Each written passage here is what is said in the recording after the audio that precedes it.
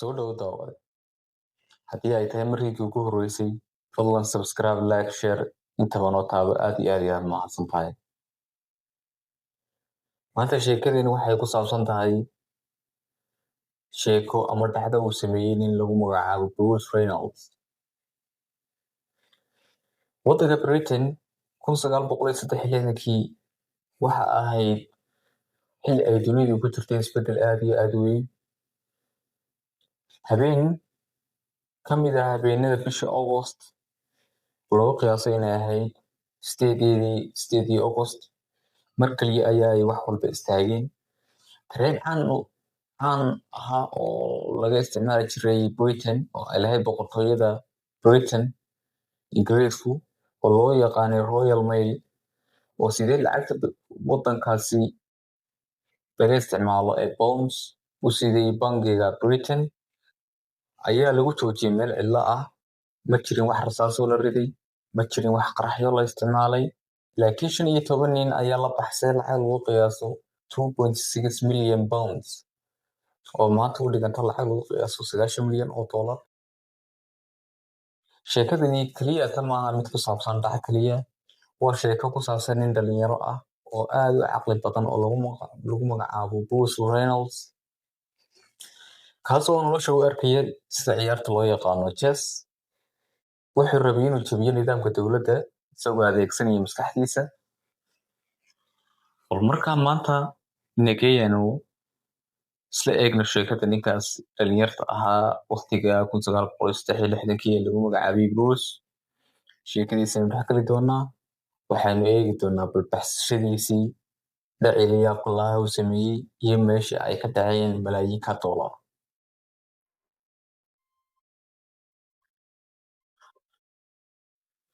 Haddaba kumuu ahaa Bruce? Bruce sidiisaba kamuu dhalan qoys dambiile ah oo la odhan karo dambiye ayay hore usoo sameeyeen oo ka tixraacay oo ka hidarraacay waalidkiis. Wuxuu ahaa nin aad iyo aad wax raga badan, jecel wax akhriska, farshaxanka iyo jaaska iyo qoobka ciyaarka. Laakiin waxa uu ahaa nin leh hal hami oo ah inuu noqdo nin taajir ah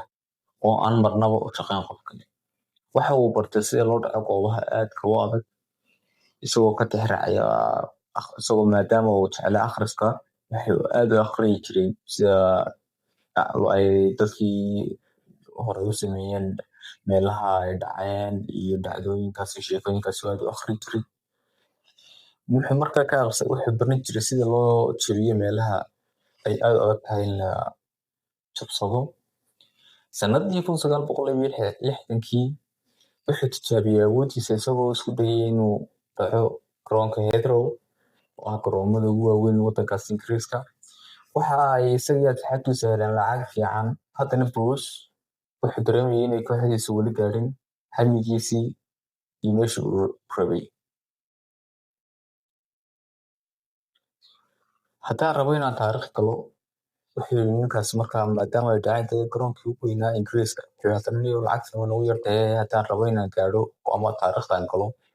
waa inaan sameeyaa wax ka weyn garoonka diyaaradeed. Markaas ayuu bilaabay baaritaan inuu sameeyo tareenada uu sida lacagta bangiyada ee waddankaasi Ingiriiska kala gudbi jiray.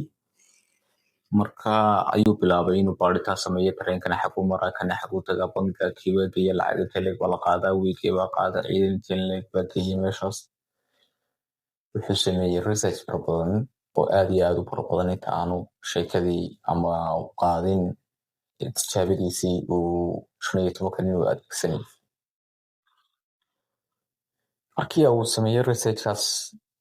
bal aynu isla eegno siduu qorshihii iyo wixii uu diyaarinayay uu u fuliyey ninkaas Bruce. Qorshuhu wuxuu ahaa mid aad iyo aad u adag. Tareenka Royal Mail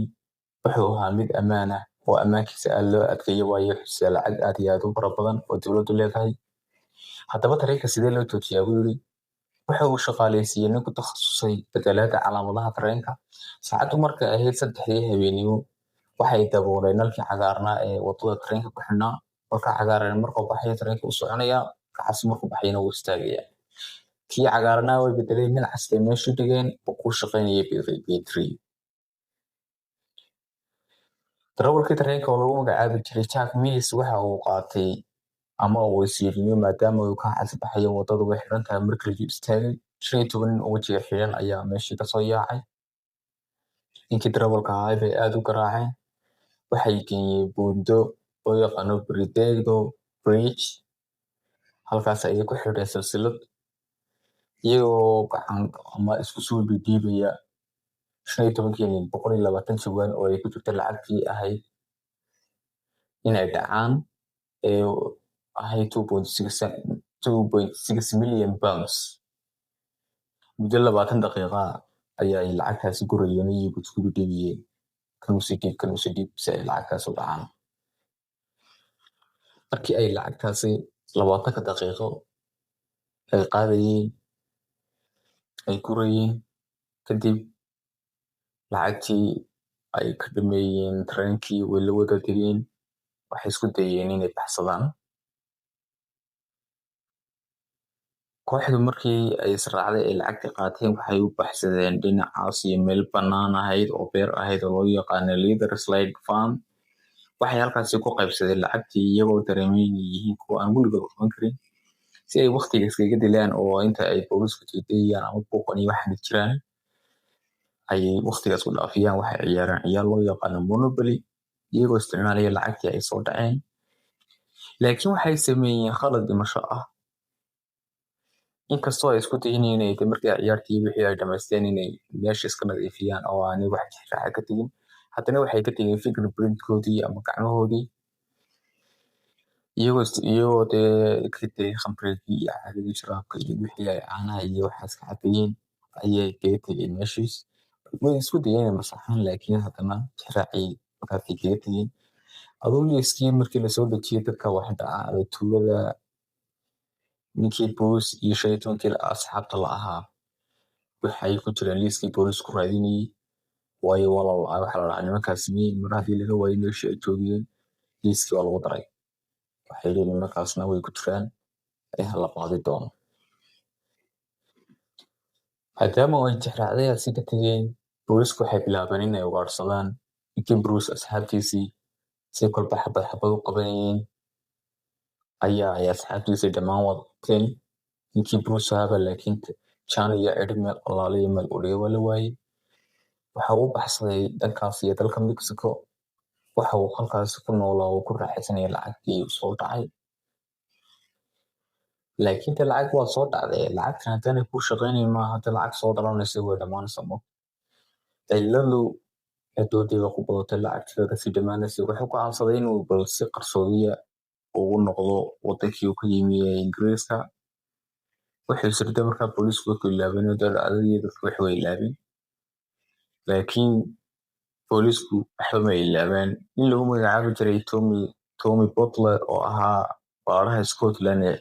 Scotland Yard waxa uu ka dhigtay nolosha Bruce hadafkiisa koowaad inuu ninka caanka intaasoo lacaga dhacay inuu soo qabto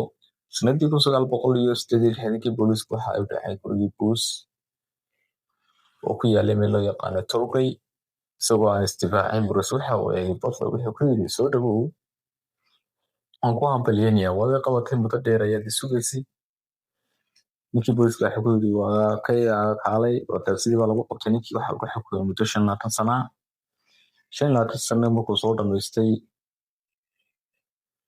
kabacdi uu soo baxay ninkii caan baabu noqday buugaag buu qoray maxaan ku dhahaa wuxuu noqday nin sheekadiisa aad loola yaabay ninkaasi markuu buugaagta qoray oo caan ka noqday hal su'aal baan uga jawaabin waayo waxa ay lacagtu ahayd 120 jawaan iyagu waxay ahaayeen 15 nin lacagta intaa lagama qaadi karaynin nin walba wuxuu qaadi karayay iyo wixii boolisku ku qabteen waxay noqotay adigu lacagtii boolisku ay qabteen iyo waxay isticmaaleen 10% ka noqotay lacagtii 2.6 milyan ka ahayd dhacay isagoo weli su'aashii ka jawaabin ayuu ninka sidii ku dhintay su'aashana in leeyahay maanta la isweydiiyay waxa 2.6 milyankii lacag ahayd 10 budget marka laga jaro intii kala xagee ka dhacday adoo markii la isku soo waxa la ogaaday ama la siidiyo lagu mala awaalay in lacagtaas meel fog lagu aasay oo meelaha awoorka ku xun lagu ilaabay maxaan ku dhahay dad heleen in maxaan ku dhahay qaaday inay gubatay wax walba si loo dhigo lacagtu maxay soo tahay lacagtaas sidee ku luntay sidee lagu heli karaa sidee lacagta intaa lagu waayay ilaa iyo up to now aad iyo aad baad mahadsantihiin fadlan like share inoo sar aad iyo aad baan subscribe inoo sar ha ilaawin asalaamu calaykum waraxmatullaahi wabarakaatu